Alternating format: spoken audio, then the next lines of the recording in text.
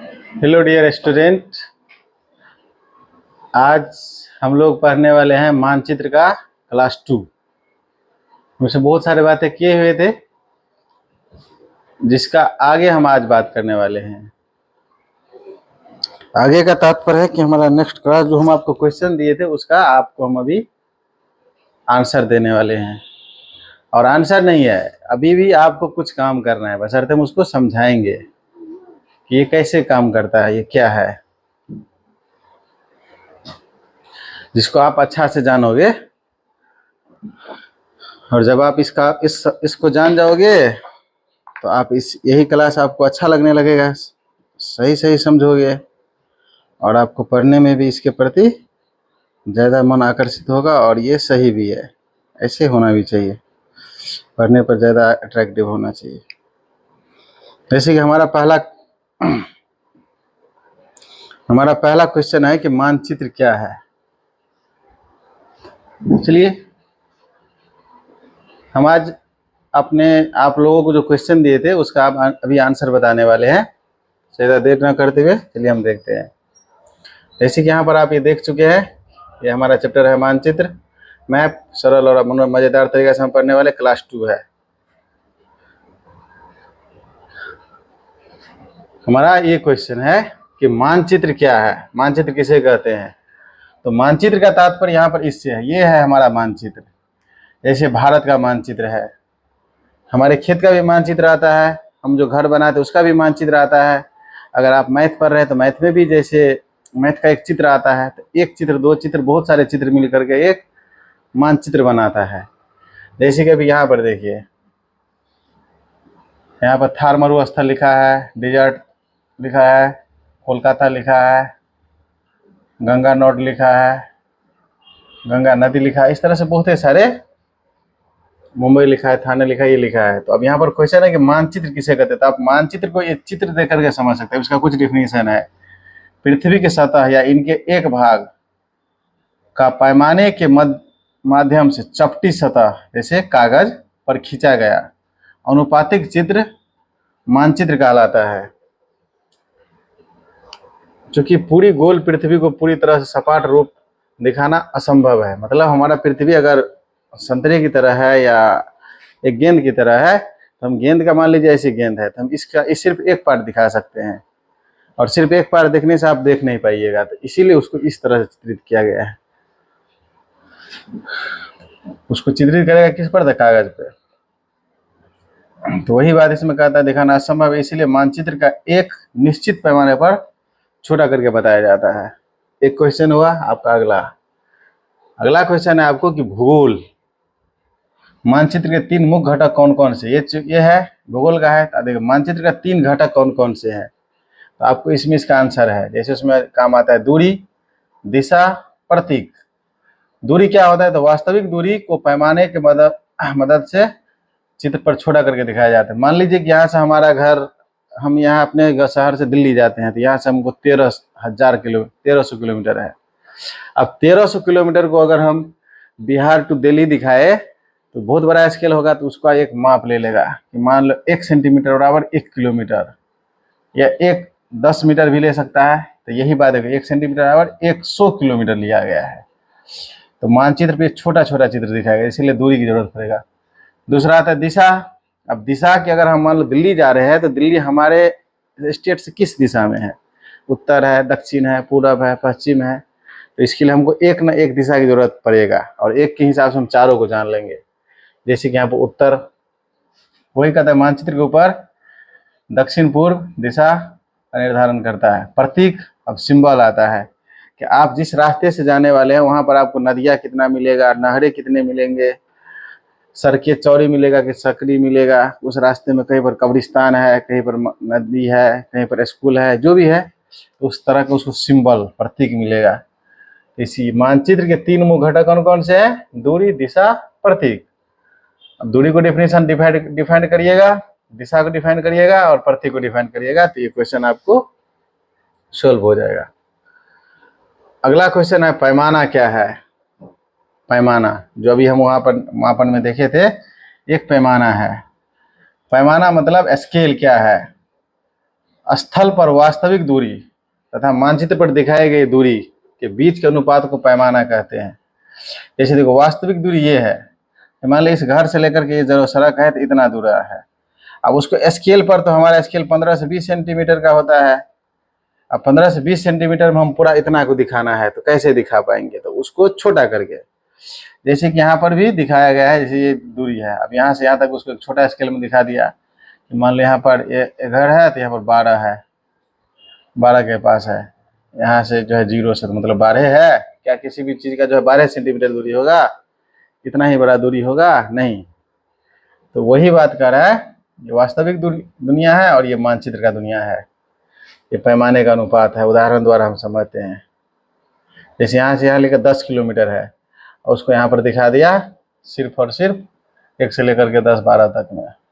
यहाँ तक दिखा रहा है तो 10 से तक में दिखा रहा है। यहाँ पर किसी का घर है, वहाँ पर ऐसे है। इसी तरह से हमारा अगला क्वेश्चन होगा कि मानचित्र में नीले रंग का प्रयोग, मतलब मानचित्र में जो नीला रंग होता है, बहुत ही सारा रंग होता है, हरा होता है, नीला होता है, पीला होता है, किस लिए किया जाता है? तो कहते हैं मानचित्र में रंगों का प्रयोग वैश्विक मानक के अनुसार होता है। इनमें नीले रंग, ब्लू कलर का उपयोग जलाशयों जैसे महासागर, सागर, नदियाँ, झीलें, कुएं आदि को दर्शाने के लिए, मतलब जितना भी हमारा जल वाला क्षेत्र होगा, चाहे हमारा कुआं हो जाए, तालाब हो जाए, जो बड़ा बड़ा हो, जिसको कोई आदमी मान ली रास्ता दूरी तय कर रहा है, उसको प्यास लगा है, या उसको कहीं पर गंदा हो गया है, या उसको टॉयलेट जाना है, तो उसके लिए वो कहीं ना कहीं पानी का तलाश करेगा। तो तलाश करने के लिए उसको जो है मैप पे ये ग्रीन कलर का सिंबल दिखेगा उसके मैप में, वो वहाँ पर आकर के वेट करके आएगा, वहाँ पर काम कर लेगा। तो इसलिए ग्रीन कलर का मतलब, ग्रीन कहते हैं, ब्लू कलर का उपयोग इसलिए होता है।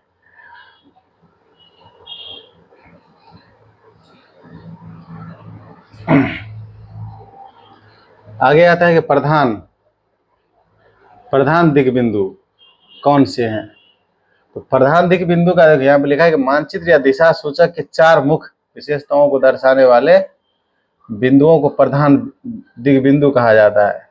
ये 4 दिशाएं होते हैं, जैसे उत्तर, दक्षिण, पूरब, पश्चिम। तो यहाँ पर उत्तर को जो है सूरज को दिखाएगा। अगर हम उत्तर की ओर खड़े हो जाते हैं तो हमारा पीठ उसके विपरीत दक्षिण में होगा, और हमारा जो बायां हाथ है वो उत्तर के होगा और दायां यहाँ दक्षिण की दिशा में होगा। तो यही बात इसको कहा जाता है प्रधान दिक बिंदु क्या होता है, तो इसको समझा रहा है। अगला क्वेश्चन है ये। अब ये दिखा रहा है कि इसमें जो है मान लो कोई शिलालेख है जो पहले जमाना में कोई किसी का चित्रित करता था, तो ये कैसे दिखते थे। देखिए ये जो है पहले, अभी ना हमारे पास कागज मौजूद है, पहले इस तरह से शिलालेखों पर दर्शाया जाता था।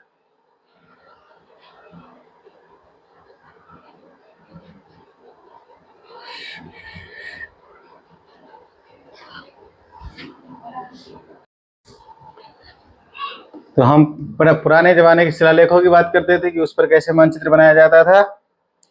चलिए इसके आगे हमारा क्वेश्चन है,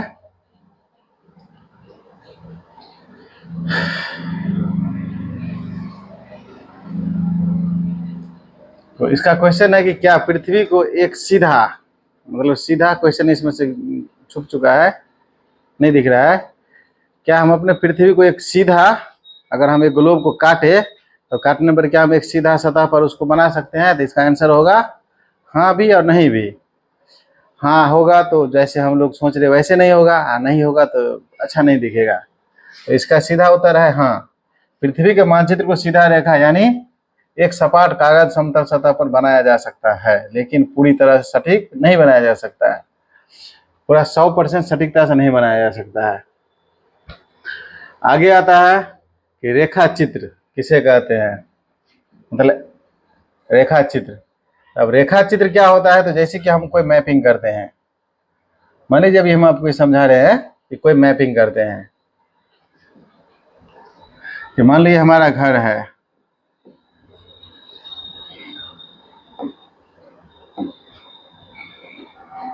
और यहाँ पर एक पेड़ है, हमको पेड़ के पास जाना है। तो पहले हमको इसमें ये दर्शाना पड़ेगा कि ये जो एक रास्ता गया है ऐसे करके, तो ये जा रहा है, तो ये है किधर में। तो इसके लिए सबसे पहले हमको चाहिए उत्तर।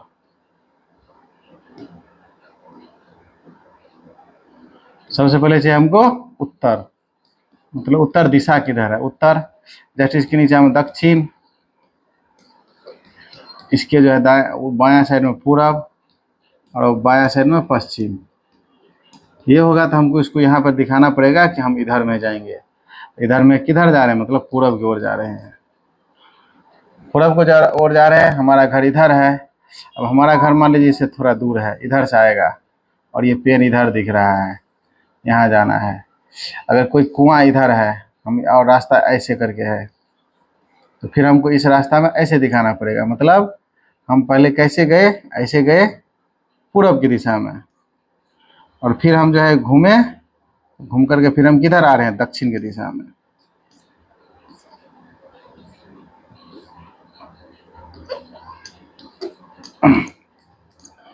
हम इधर दक्षिण की दिशा में आ रहे हैं। तो यही कहता है कि रेखा चित्र होता क्या है। तो रेखा चित्र कहता है कि रेखा चित्र एक ऐसा आरेखन है जो पैमानों पर आधारित न होकर केवल याददाश्त और स्थानीय प्रेक्षण पर आधारित होता है। इसके बिना पैमाने को जल्दी में किसी स्थान का रास्ता समझने के लिए रफ तरीके से खींचा जाता है। मतलब रफ करने के लिए कि हमको जल्दी जल्दी, देखो तुम इस ऐसे जाना, ऐसे जाना। मान लीजिए आपका कोई एक आदमी रास्ते में मिल गया, उसको पूछेगा कि भाई आप हमको यहाँ नहीं वहाँ जाना है, तो आप कहिएगा कि आप ये रूट पकड़ लो, आप थोड़ा दूर पे जाइएगा तो आप राइट जाना है, लेफ्ट जाना है, या राइट लेफ्ट तो सबका होता है, या उत्तर जाना है कि दक्षिण जाना है, दक्षिण में जाइएगा तो ऐसे ऐसे रास्ता आएगा। तो उसको ज़्यादा समझने आने के लिए आप एक रफ पेपर करके ऐसे दे दीजिएगा। आगे आता है कि आधार भौतिक मानचित्र और राजनीतिक मानचित्र क्या होता है। तो परिभाषा यह, मतलब परिभाषा कहता है कि यह पृथ्वी के प्राकृतिक विशेषताओं को दर्शाता है।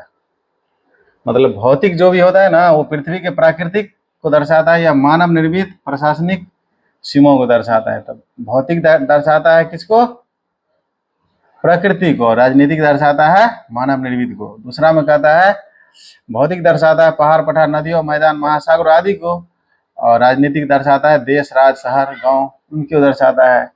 ये दिखाता है रंगों का उपयोग, जैसे प्राकृतिक रंग जैसे नीला, पानी, हरा, भूरा का उपयोग करता है, बल्कि ये अलग दिखाती है। राज्यों और देशों को अलग अलग दिशाओं में दिखाते हैं। अगला क्वेश्चन आता है कि सीमेटिक मानचित्र किसे कहते हैं। तो वैसे मानचित्र जो किसी सामान्य जानकारी के बजाय किसी विशेष विषय या विशिष्ट जानकारी पर केंद्रित होते हैं, उन्हें सेमेटिक मानचित्र कहते हैं। जैसे मान लो किसी क्षेत्र में वर्षा कितना हो रहा है, तो जैसे उदाहरण में कि वर्षा मानचित्र किसी देश में कहाँ कितनी बारिश होती है ये दिखाएगा। सड़क मानचित्र सड़क राजमार्ग का जाल क्या है। जनसंख्या का वितरण मानचित्र पर दिखाएगा। वन और उद्योगों का वितरण करेगा। तो इस तरह के मानचित्र को सिमेथेटिक कहा जाता है।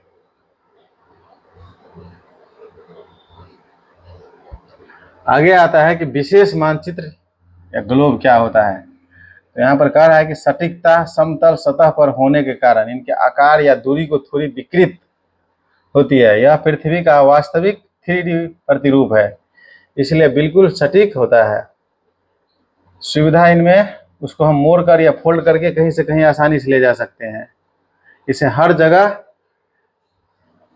ले जाना और संभालना थोड़ा मुश्किल होता है, लेकिन ये करता है। विस्तार इसमें क्या होता है, विशेष विस्तार इनमें किसी छोटे क्षेत्र जैसे शहर गांव को बहुत विस्तार से दिखाया जा सकता है। इनमें किसी छोटे स्थानों को बहुत गहराई या विस्तार से दिखाया जा सकता है।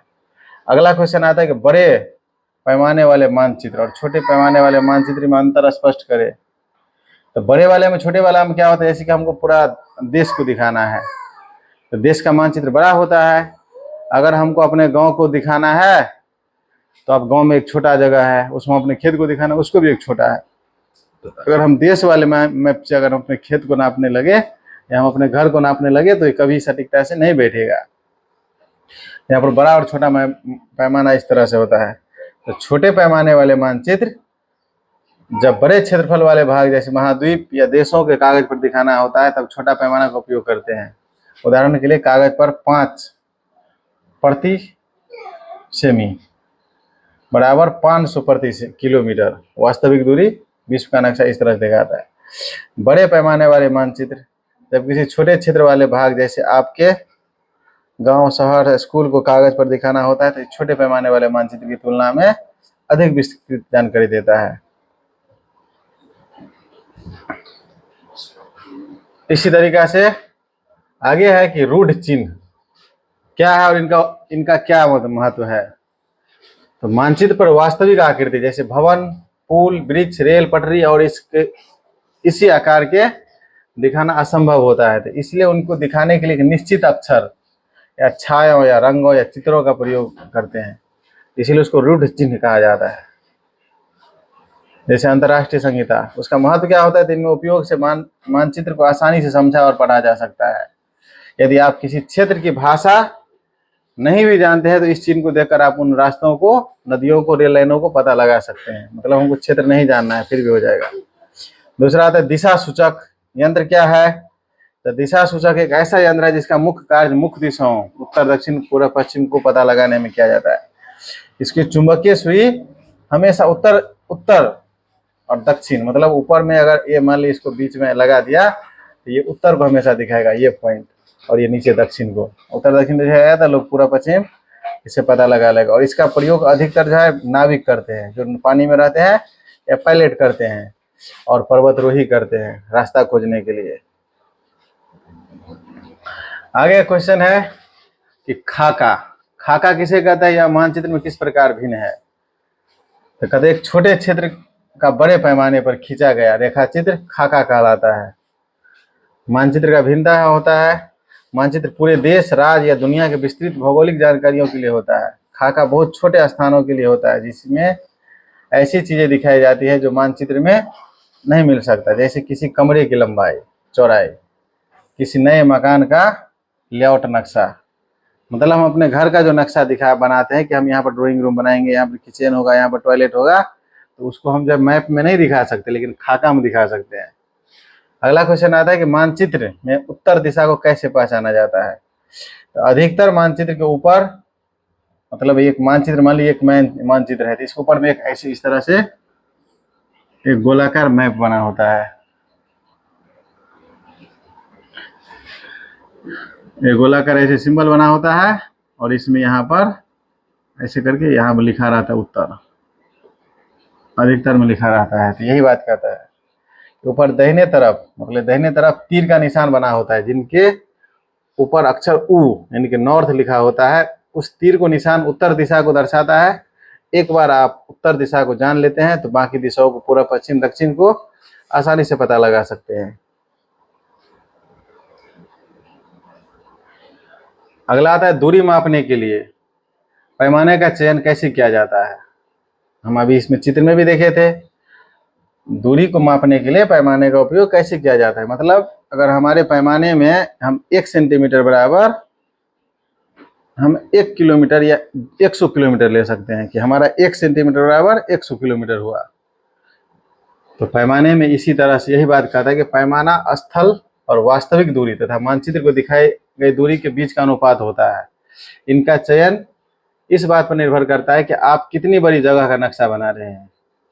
बड़े क्षेत्र के लिए यदि आपके पास बहुत बड़ा क्षेत्र जैसे देश या महाद्वीप दिखाना है तो आप अनुपात चुनते जहाँ जमीन के सैकड़ों किलोमीटर को कागज कुछ ही सेंटीमीटर बदला जाए, जैसे 1 सेंटीमीटर बराबर 100 किलोमीटर। इस तरह से मानचित्र का। अगला क्वेश्चन है कि मानचित्र का क्या क्या उपयोग है। तो मानचित्र हमारे जीवन में कई तरह के उपयोगी है। रास्ता खोजने में किया जाता है, यात्रियों को, पर्वतरोहियों को योजना बनाने में किया जाता है, इंजीनियर को, शहरीकरण आदमियों को सैन्य सुरक्षा के लिए किया जाता है, मौसम की जानकारी के लिए किया जाता है। आगे का क्वेश्चन है कि मानचित्र के विभिन्न प्रकार। देखिए मानचित्र 3 प्रकार से होते हैं। अब हम मानचित्र को भौगोलिक, राजनीतिक और सिंथेटिक, ये तीनों के तीनों अभी यहाँ पर आपके सामने में है, जो आप पहले से देखते आ रहे हो। जैसे देखिए ये हमारा जो है भौतिक मानचित्र है, मतलब हमारा प्रकृति द्वारा जो दिखाया गया यही। ना यहाँ पर राज्य दिखेगा, ना देश दिखेगा, ना नदी दिखेगा, ना नहर दिखेगा, ना पहाड़ दिखेगा। ये ऐसे हो जाता है हमारा भारत, ऐसे ऐसे करके। पहले अखंड भारत इस तरह से था जिसको हम अभी खंडित नहीं कर सकते हैं। अब जब ये हमारा खंडित हो जाता है तो जैसे कि यहाँ पर ये जो आपको दिख रहा है, ये हमारा पाकिस्तान वाला इलाका है, पाकिस्तान है। इसको पाकिस्तान को अलग कर दिया। इधर नेपाल भी अलग है, इसमें इधर बांग्लादेश भी अलग है। तो ये हो गया राजनीतिक। इसमें मतलब इतना जो इधर इसको घेरने के बाद जो ये बचा है, ये वाले पार्ट, ये वाले पार्ट जो बचे हैं ये हमारे भारत है। अब भारत में भी अलग अलग, जैसे बिहार है, उत्तर प्रदेश है, राजस्थान है, मध्य प्रदेश है, दिल्ली है, पंजाब है, जम्मू कश्मीर है, हिमाचल प्रदेश है। इस तरह से बहुत ही सारे राज्य है। ये कोलकाता, पश्चिम बंगाल है। तो ये दिखाता है राजनीतिक। सिंथेटिक क्या दिखाता है कि देखिए इस क्षेत्र में अभी पानी हो रहा है, इस क्षेत्र में पानी हो रहा है, इस क्षेत्र में पानी हो रहा है। मतलब अलग अलग जगह पर मौसम अपना अपना घटना घटित होता रहता है, ये दिखाता है। यहाँ पर पूरा तेज धूप निकला है क्योंकि राजस्थान हमेशा गर्म प्रदेश है। कुछ जगह पर मौसम मानसून आ रहा है, जैसे यहाँ पर हाई अलर्ट दिखा रहा है। ये होता है भौतिक, राजनीतिक और सिंथेटिक। आपको एक क्वेश्चन छोटे वाले में मतलब 1, 2, 4, 5 नंबर में आया था, जिसको हम वहाँ पर परिभाषा नहीं दिए थे, परिभाषा दिए थे, यहाँ पर चित्र दिखा रहे हैं। तो कहता है मानचित्र इनके उद्देश्य दिखाई जाने वाली जानकारी के आधार पर वर्गीकृत किया जाता है। अगला है कि प्रतीक मानचित्र की एक भाषा। प्रतीक क्या होता है? प्रतीक मतलब सिंबल। तो जैसे कि यहाँ देखो अरबिक में लिखा है, यहाँ पर कैरेलिक में लिखा है और चाइनीज में लिखा है।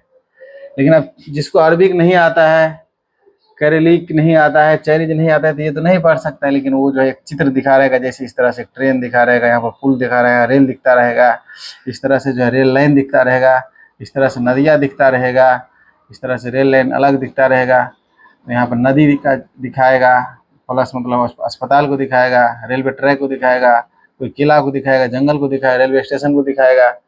ये सिंबल मानचित्र का एक भाषा होता है।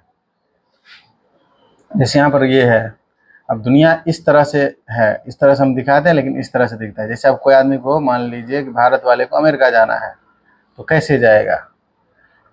या मान लो कोई यूरोप वाले को अमेरिका जाना है, यूरोप महादेश वाले को अमेरिका जाना है, तो कैसे जाएगा? ये दिखाता है। तो प्रतीक का जो है सिंबल का उपयोग ऐसे किया जाता है। अगला आता है छोटे पैमाने वाले मानचित्र और बड़े पैमाने वाले मानचित्र। ये भी आपको सब्जेक्टिव में आया था। तो देखिए ये है छोटे पैमाने वाले। तो छोटे पैमाने वाले का मतलब हम पूरा दुनिया को जो है एक तो इतना बड़ा मैप में दिखा देते हैं। जैसे यहाँ पर भारत है, चीन है, अरब सागर है, इस तरह से बहुत ही सारे हमको दिखता है। यहाँ पर नेपाल होगा, यहाँ पर पाकिस्तान होगा, श्रीलंका दिखेगा, बांग्लादेश दिखेगा, म्यांमार दिखेगा, अफगानिस्तान दिखेगा। दुनिया के सारे छोटे पैमाने मतलब छोटा स्केल पर बनाया जाएगा। अब बड़ा का मतलब जैसे अब हम अपने घर के प्लॉट को दिखाएंगे, तो जैसे यहाँ पर हमारे मान लीजिए कोई किला है, किला को दिखाएंगे, स्कूल को दिखाएंगे, पार्क को दिखाएंगे, रास्ता को दिखाएंगे, वहाँ पर कोई म्यूजियम है उसको दिखाएंगे। तो इसलिए इसको बड़ा मैप मतलब यहाँ पर 1 सेंटीमीटर बराबर 4 किलोमीटर लिया गया है, और यहाँ पर 1 सेंटीमीटर बराबर 40 मीटर लिया गया है। मतलब उसके 10 गुना से भी ज़्यादा जो है बड़े पैमाने पर छोटा कर दिया जाता है। आगे एक अच्छे मानचित्र की मुख्य विशेषता क्या होनी चाहिए? तो कहता है एक आदर्श और उपयोगी मानचित्र के निम्नलिखित विशेषता होनी अनिवार्य है। पहला सटीक पैमान, मतलब सटीक पैमाना होना चाहिए। सटीक मतलब साफ साफ समझ में आना चाहिए। मानचित्र बिना पैमाने को सिर्फ एक स्केल बराबर बनकर रह जाता है। दूरी गणना के लिए सटीक पैमाना होना है, दिशा सूचक भी होना है, उसका एक शीर्षक भी होना है कि ये कौन सा है, राजनीतिक है कि सिंथेटिक है कि क्या है और किस क्षेत्र का है, और संकेत का कुंजी भी होना है, जैसे उसमें सिंबल रहता है वो भी रहना है, और अक्षांश और देशांतर भी दिखाना है। जैसे अब हम दुनिया को, जैसे अमेरिका जा रहा है कोई पायलट या कोई नाविक, तो उसको अक्षांश देशांतर के हिसाब से ही जाएगा, उत्तर दक्षिण के हिसाब से। उसको जो है यहाँ पर दरभंगा, मधुबनी या हमारे भारत, नेपाल, चीन ये सब नहीं दिखेगा, वहाँ पर दिखेगा बड़ा बड़ा। वो अक्षांश देशांतर का भी इसमें होना चाहिए। अगला आता है कि यदि हमारे पास मानचित्र के पैमाने का ज्ञान न हो तो हमें किन समस्याओं का सामना करना पड़ सकता है? तो कहता है पैमाना मानचित्र की आत्मा है, यदि मानचित्र के पैमाना न हो तो केवल एक रेखा चित्र मात्र रह जाएगा और हमें निम्नलिखित समस्याओं का सामना करना पड़ता है। जैसे दूरी का गलत अनुमान लगाएंगे। हम सोचेंगे कि मान लें हमको यहाँ से जाना है नेपाल, शायद 20 किलोमीटर होगा और जाते जाते पूरा दिन लग जाएगा, पूरा रातें लग जाएगा। अब पूरा रात दिन चलने के बावजूद अगर हमको 20 किलोमीटर चलना होगा तो थोड़ी चलेंगे, वहाँ पर हम 100 किलोमीटर चल लेंगे। तो गलत सटीकता से ये होगा, क्षेत्रफल की गलत जानकारी मिलेगा। कोई आदमी का जमीन बंटवारा होगा तो सही तरीका से नहीं होगा। यात्रा और योजना में विफलता मिलेगा। जाना चाहेगा कोई भारत, वो चले जाएगा अमेरिका, जैसे पहले के जाते थे। अगला क्वेश्चन आता है कि मानचित्र के रंगों में चयन के लिए अंतर्राष्ट्रीय सहमति क्यों आवश्यक है। अब देखिए, अंतर्राष्ट्रीय जब भी होता है ना, मतलब ग्लोबल या दुनिया लेवल का, तो उसके बारे में जानने के लिए हमको एक ही मतलब, जैसे कि अब हम मान ले इक्वल का सिंबल देते हैं, बराबर का सिंबल पढ़ते हैं, तो हम बराबर पढ़ रहे हैं तो क्या अमेरिका वाला भी बराबर पढ़ रहा है कि नहीं पढ़ रहा है। अगर पढ़ रहा है तो बराबर है, सही है। अगर नहीं पढ़ रहा है, वो कुछ और पढ़ रहा है, हम कुछ और पढ़ रहे, तो हम दोनों आपस में कोई भी बात को न सुलझा पाएंगे। तो यही कहता है कि रंगों का चयन इसीलिए किया जाता है। जैसे नीला रंग जलाशय न समुद्र को दिखाता है, भूरा रंग पर्वत पहाड़ों को दिखाता है, पीला रंग पठार को दिखाता है, हरा रंग मतलब पूरा दुनिया में जहां भी पहाड़ होगा तो पीला रंग या भूरा रंग या नीला रंग दिखेगा। अगर कोई आदमी इसको अवहेलना करता है तो वो जो है उसके हिसाब से सरकार या पूरा दुनिया का जो एक रूल है उसको पनिशमेंट किया जाएगा। अगला है कि भौतिक मानचित्र में किन किन भू आकृतियों को दर्शाया जाता है, विस्तार से लिखे। भौतिक मानचित्र पर पृथ्वी की प्राकृतिक और भौगोलिक ऊंचावत को दर्शाया जाता है, जिसमें मुख्य रूप से निम्नलिखित शामिल है। पर्वत और पहाड़ी ऊंचे शिखरों और तीव्र ढालों वाली श्रृंखला जैसे हिमालय, पहाड़, ये सब दिखाया जाता है। मैदान, जल का निकाय, मरुस्थल, ये दिखाया जाता है। अगला क्वेश्चन आता है, ग्लोब की तुलना में मानचित्र अधिक उपयोगी क्यों माने जाते हैं, तर्क सहित उत्तर दीजिए। तो यहाँ पर लिखा है, यद्यपि ग्लोब पृथ्वी का बिल्कुल सटीक त्रिविमीय रूप है, फिर भी व्यवहारिक उपयोग मानचित्र निम्नलिखित कारणों से अधिक उपयोगी माना जाता है। जैसे पोर्टेबिलिटी, ले जाने के आसान होता है, उसको ले जाना भी एक जगह से दूसरा जगह आसान होता है। विस्तृत जानकारी मिलता है, लागत और सुलभता में भी कमी आता है। एक नज़र में हम पूरा दुनिया को भी देख सकते हैं, मतलब हम 3D को जैसे पीछे नहीं देख सकते हैं। जैसे अगर हम ग्लोब पर देखें तो अमेरिका हमको एक बार में नहीं दिखाई देगा, भारत दिखाई देगा तो अमेरिका नहीं दिखाई देगा, अमेरिका दिखाई देगा तो भारत नहीं दिखाई देगा। लेकिन एक मानचित्र पे जो कागज पे होगा 2D में, उस पर हम देख सकते हैं। अब आपका एक लास्ट क्वेश्चन है, कहता है आधार रेखा चित्र मतलब खाका क्या होता है, स्केच और प्लान। तो अभी हम इससे पहले पढ़े थे कि खाका क्या होता है। खाका हम अपने छोटे छोटे घर और के जो रूम और बनाए तो उसमें काम आता है। आधार रेखा चित्र तो पैमाना, यह बिना किसी पैमाने को केवल याददाश्त और स्थानीय परीक्षणों के आधार पर खींचा जाता है। यह एक बहुत छोटे क्षेत्र के बड़े पैमानों पर खींचकर बिल्कुल सटीक वैज्ञानिक होता है। सटीकता इनमें दूरियों और दिशाओं को सटीक नहीं होता, यह सिर्फ अंदाजे होते हैं। इनमें से हर 1 सेंटीमीटर की दूरी जमीन के वास्तविक दूरी का अनुपात बिल्कुल सटीक होता है। इसका उद्देश्य होता है केवल रास्ता समझाना, और उनका उद्देश्य निर्माण और योजनाओं बना होता है। उदाहरण के लिए कि आपके मित्र आपके घर का रास्ता समझाने के लिए कागज पर खींची गई टेढ़ी मेढ़ी लाइन किसी इंजीनियर या आर्किटेक्ट द्वारा बनाए गए मकान का नक्शा, जिसमें कमरे की लंबाई चौड़ाई स्पष्ट दर्ज हो।